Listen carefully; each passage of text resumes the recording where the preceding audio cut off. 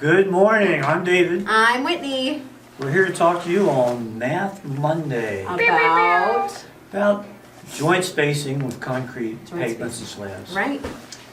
You know, Whitney, this could be simple. It could be. We were just having that conversation. I feel like oftentimes things are overcomplicated. Yeah. And I'm not going to go into the reason because I feel like I'd get a little bit of pushback from it, but I feel like things could be a lot simpler. That being said, it is Math Monday. We have an equation to discuss. We do. So David is going to take us off here.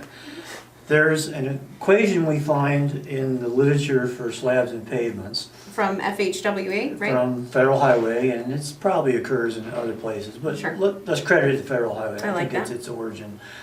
And, you know, it's sort of theoretical, it's sort of empirical. Okay. It's a little bit of both. And it's this fairly complicated equation to the quarter root. Right. Okay, so we have the quarter root sitting up here. Right. And then in the numerator, we have the modulus of concrete, and we have the thickness Of our the slab, right. cubed. That's pretty Straightforward. Pretty straightforward. In the denominator, we have K, which is the subgrade modulus reaction of soil, and we have Poisson's ratio. Not quite as straightforward.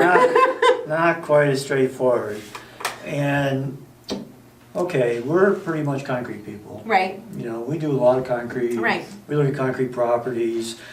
So I think today I would prefer to focus on the modulus elasticity of concrete, Right. which is really sort of our ballpark. Absolutely. Our bailiwick. So looking at the equation, the modulus is in the numerator. So if we raise the modulus elasticity is resistance to deflection. Right, so stiffer concrete. It's stiffer. Right, So if it's stiffer, then it'll bear loads better without deformation. without deformation, thank you.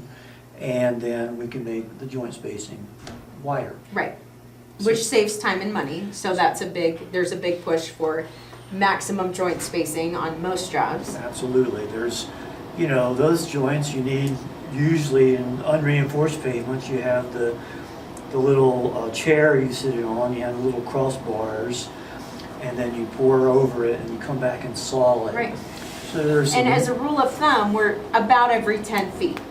yeah, I think that's a good rule of thumb. I think 10 foot's pretty common. You know, the pavement folks are looking at this, even though more joints is more expensive to construct, there's a school of thought that more joints might be better, that if you have a 44-foot tractor trailer truck that Right. has a lot of load on it, that putting that entire truck on one slab or one piece of pavement really challenges the deflection and challenges the strength and the ability to bear that.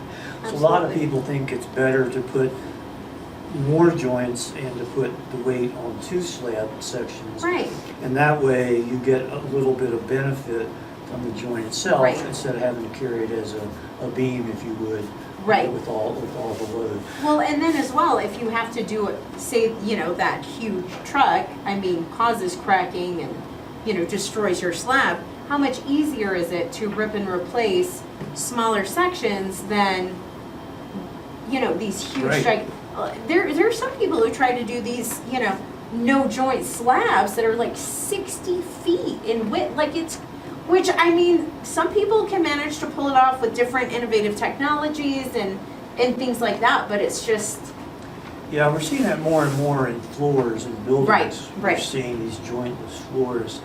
But back to your point that you were making, can we influence modulus? Can we make it stiffer? Can we change it with things that yes, products? yes, I'm sure we can.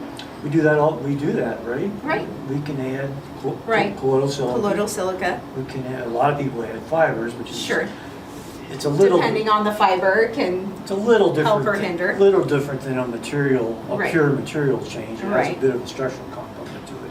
But we can influence the modulus elasticity. Right. We can make things stiffer. So case by case, people could come to us Sure. and say, hey, we want something that is stronger, so we use less joints Sure. for the project we're working on. stiffer. Stiffer, did I say stronger? You did, you did. Thank And you. a huge point to keep Yeah, in mind, thank stiffer and stronger, They're- because we were just chatting about this, they're two very different things. They're very different. We can't use these parameter names interchangeably. Right. Each parameter name has its own meaning. Thank you for the You're correction. welcome. It's really easy to go down that Oh, it is. that rabbit hole, and one should never go down that Right, never right. go down that rabbit hole. Not with major planning, Right. so. So I guess in summary and in overview, that's kind of where we are as concrete people. We can influence the modules for people that want to, and that can influence the joint spacing. And for various projects, if we Right. make joints farther apart, we make the project cheaper.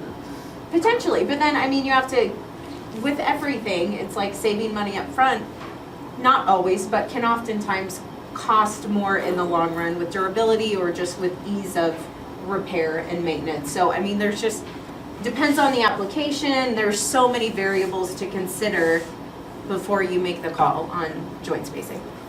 Couldn't agree more. There's a benefit cost to adding a product which makes it stiffer, which makes it cheaper to build. Right, But is cheaper to build always the cheapest Right. long-term solution? And your point is absolutely right. Not always. Right.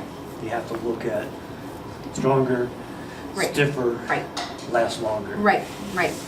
Right. Needs to be a very comprehensive, yeah, I think we get so hung up on the desire to pick singular things to focus on, because it makes it a little easier and a little cleaner initially, but I mean, there's so many variables to consider that, yeah. Yeah. The more you do, the more, measure twice, cut once. It's just taking the extra time to kind of mull over those things, I think winds up saving you in the long run. Absolutely. And that's one of the things we do here is try to look at the whole picture, Right. the whole big picture. We now are trying to look at long-term sustainability Right. with the global impact of what we're doing. So, yeah, it's a big picture without a doubt. So, well, I'm David. That's my comments for today. I'm Whitney. Thank you so much for joining us. Like, subscribe, ding that bell for notifications. Go concrete! And beat asphalt.